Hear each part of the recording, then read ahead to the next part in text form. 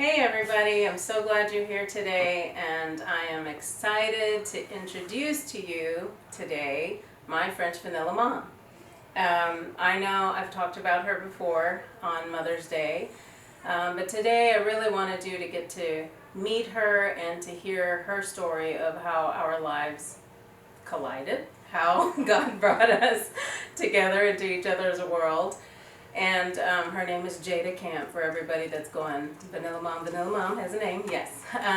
She's Jada Camp.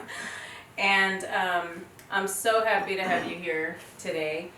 And I just wanted to note, I know you can see that we are different. I'm a brownie and she's French vanilla.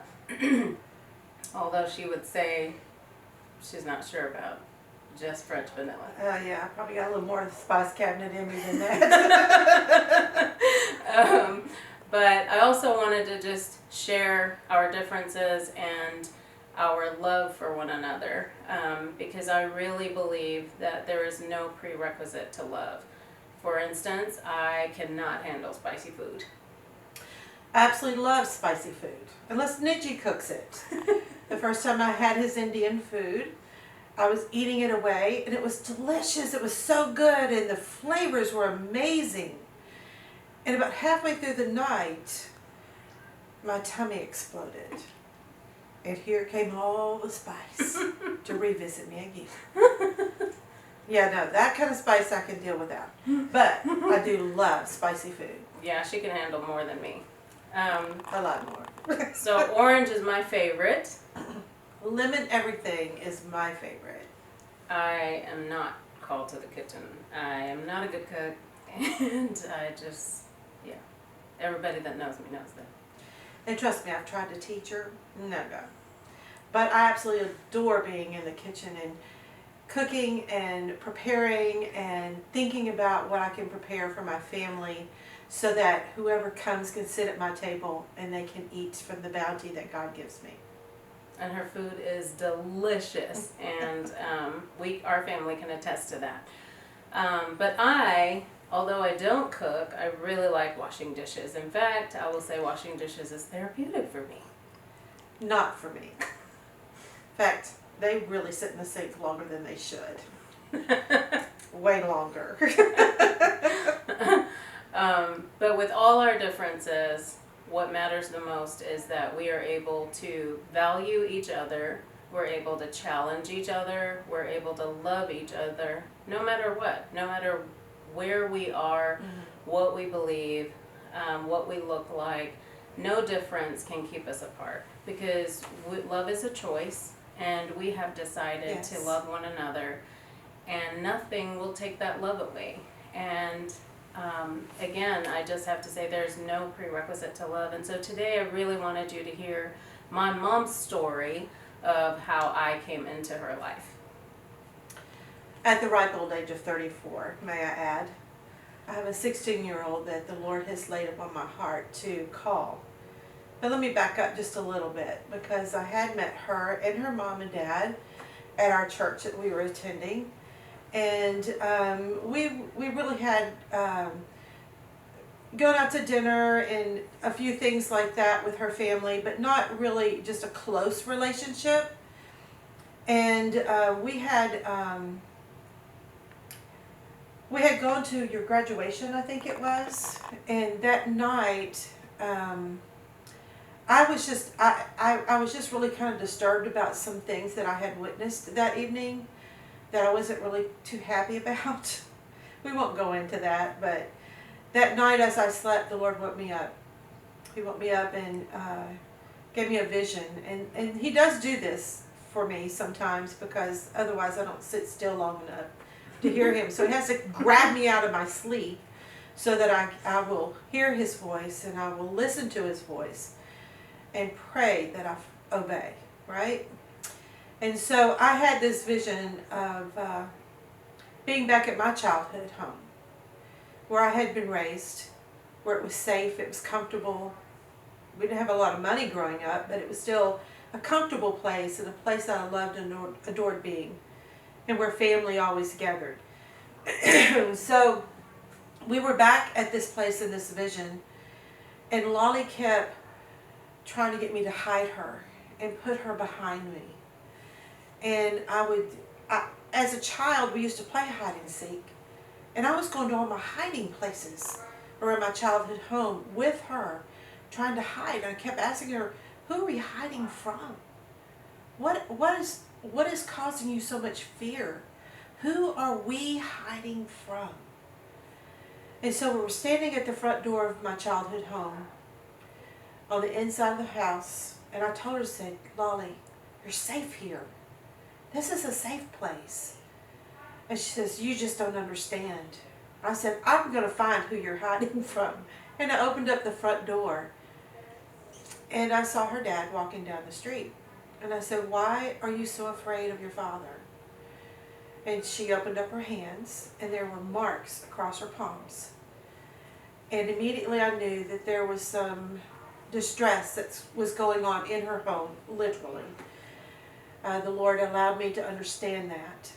So the next morning when I got up, it was a Saturday morning, and typical for my husband, Mike, he had gone to work, and I was there at the house. The kids were, playing around and whatever, and the Lord kept insisting upon me, call her, call her, call her. And so finally at 10 o'clock that morning, I picked up the phone, and I called their house number. This is landlines, people. This is a while back, okay? Not the cell phone. It was a landline. And I called her, and she was the one that answered. And I said, Lolly? And she said, yes, ma'am. I said, do you know who this is? She says, yes, ma'am, I do. I said, the Lord told me to call you and tell you that my door is always open to you. Do you understand? And she said, yes, ma'am, I do. And we hung up. That was it. That was the conversation. Mm-hmm. Very short and very to the point. But I had been obedient to what God told me to do. And that was important to me. Now you understand I told you that Mike had gone to work. So Mike doesn't know I've done this. Okay, just letting you know. And so about 10:30 that night, Mike's already gone to bed. So you shouldn't leave the house, men, and you should go to bed early before the wives. You never know what'll happen. We'll be there the next day. But at 10:30 that night, she called and she said, did you mean it? I said, yes, Lolly, I did. I mean it. Do I need to come pick you up now? She goes, no. She says, I'm over at Honey and Yaya's, which was a wonderful, beautiful couple that were her adopted, if you would say, grandfather and grandmother. And she called them Honey and Yaya. They were precious as they could be and loved her dearly. I said, okay, tomorrow I get you? And she goes, yes, tomorrow I'll come. And so I hung up the phone and I thought, okay, so do I wake him up now or do I wait till in the morning to tell him we're fixing to have a 16-year-old living in our house? When we have a 7-year-old, a 4-year-old, no, we had a 9-year-old, a 7-year-old, and a 3-year-old, 2.5, something like that. So anyway, that is how Lolly came to live in our home. Now, it wasn't the easiest thing, not because she was so difficult, although she was the scariest little cat I've ever seen in my life, but because of some of the questions that wanted to come at me. Mike was, obviously, he was, we're taking in a who and a what. She says, are you sure about this, Jana? I said, Mike, I can only tell you what the Lord told me to do. And so he was gracious and he said, okay, then we're going to do it. But I had parents who were raised in a time where skin color mattered. Not that they didn't love people, not that they didn't minister to all people, because they did. They had a heart for serving. And they were, but they just kind of questioned that. Well, you're bringing someone into your home that's from a whole different culture. And I mean, it really was a whole different culture, a whole different way of looking at things. And I said, yeah, that's okay. We'll get through it. She's going to become more like me, and I'm going to become more like her. You know, I'm going to honor her culture.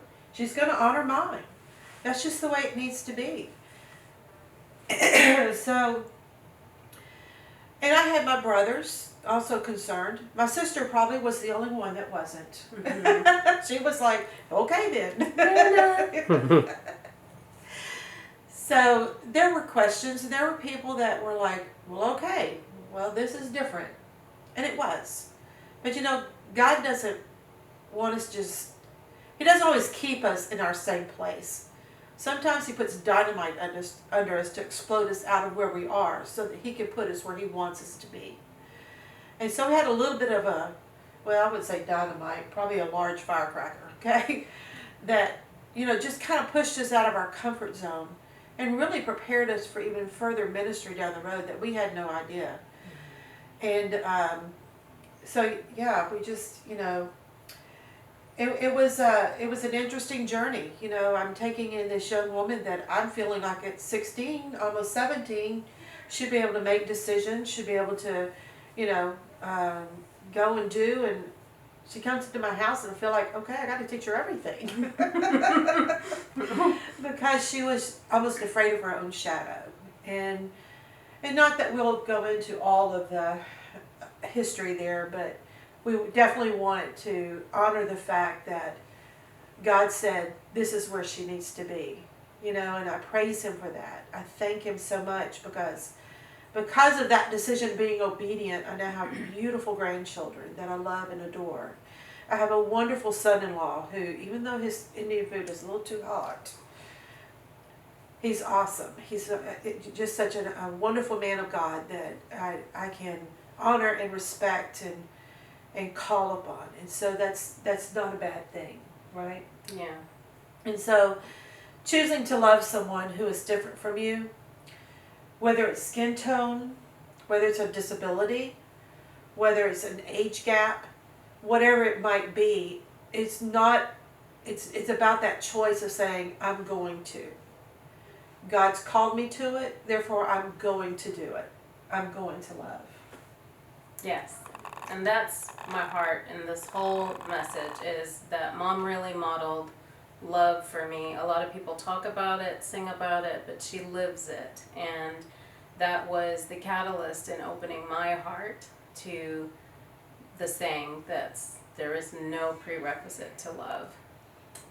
Bye guys, thanks for tuning in today. Oh, and I'm supposed to tell you to check out my blog, lalijean.com. Blog, her blog. I have none. She's got one. Love you all. Bye.